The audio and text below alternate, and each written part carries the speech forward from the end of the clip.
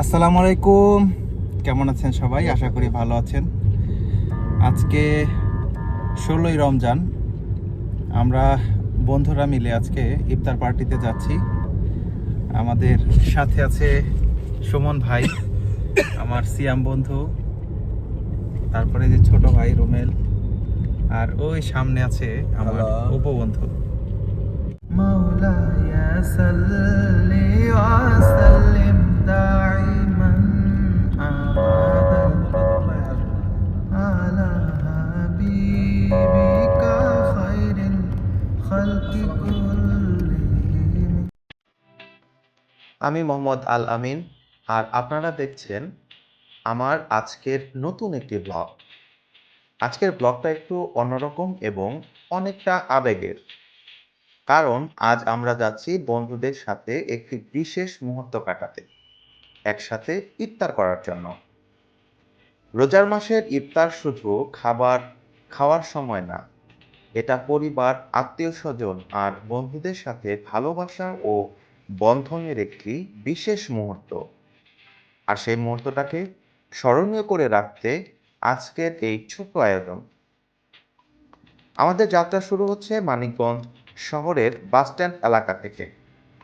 বিকেলের শেষ সময়, সূর্যের আলো ধীরে ধীরে নরম হয়ে আসছে। শহরের রাস্তায় মানুষের ব্যস্ততা, দোকানপাটের ইফতারির প্রস্তুতি।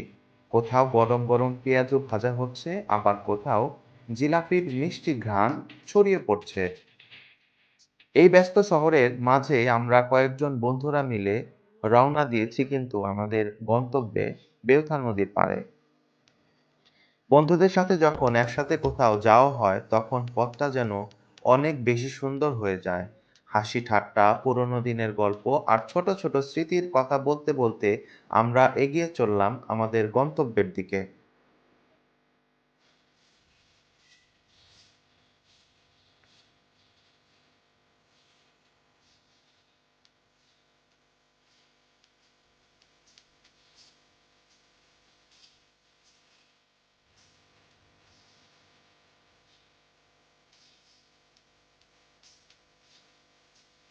এখানে এসে সত্যি মনটা ভরে গেল। সামনে শান্তভাবে বয়ে চলেছে কালীগঙ্গা নদী। নদীর ঠান্ডা বাতাস আর চারপাশের মনোরম সুন্দর পরিবেশ যেন পুরো জায়গাটা আরো সুন্দর করে তুলেছে। ইফতারের জন্য এখানে খুব সুন্দর করে প্যান্ডেল করা হয়েছে, সাজানো আছে অনেকগুলো চেয়ার এবং টেবিল। টেবিলের উপর সাজানো রয়েছে নানা ধরনের ইফতারের খাবার। দেখতে পাচ্ছেন খাবারগুলো ট্যাগের মধ্য থেকে ওপর থেকে নিচে নামানো হচ্ছে। সবাই মিলে একসাথে বসে কেউ গল্প করছে, কেউ ছবি তুলছে, আবার কেউ ভিডিও করছে, আবার কেউ বিভিন্ন কাজে হাত দিচ্ছিল। খেজুর, ফল, বেগুনি এবং বাহারি রঙের খাবারে পুরো টেবিল ভরে গিয়েছিল।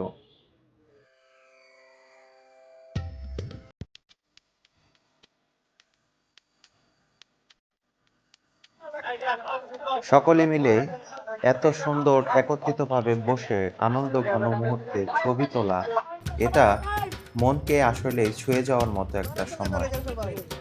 এই সময়গুলো যদি স্থির আকারে ধরে রাখা যেত তাহলে কতই না ভালো লাগতো।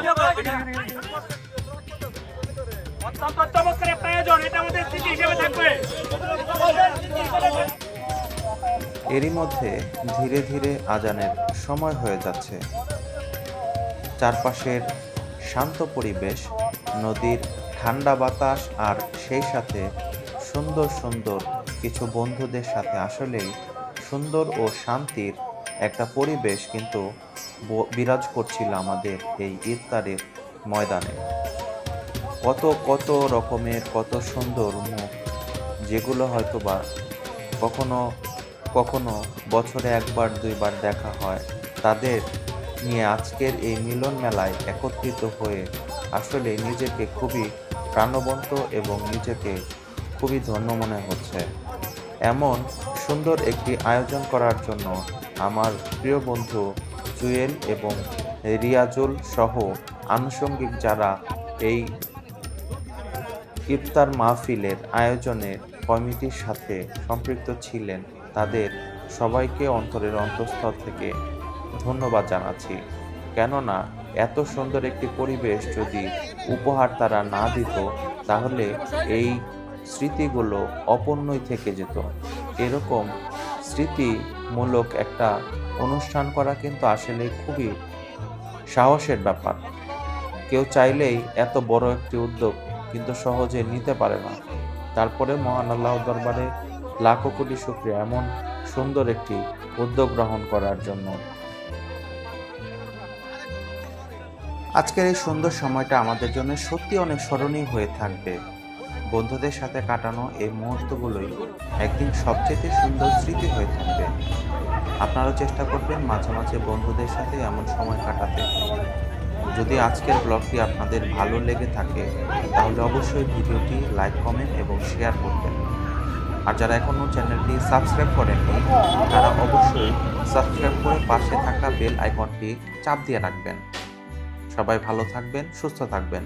আসসালামু আলাইকুম ওয়া রাহমাতুল্লাহ।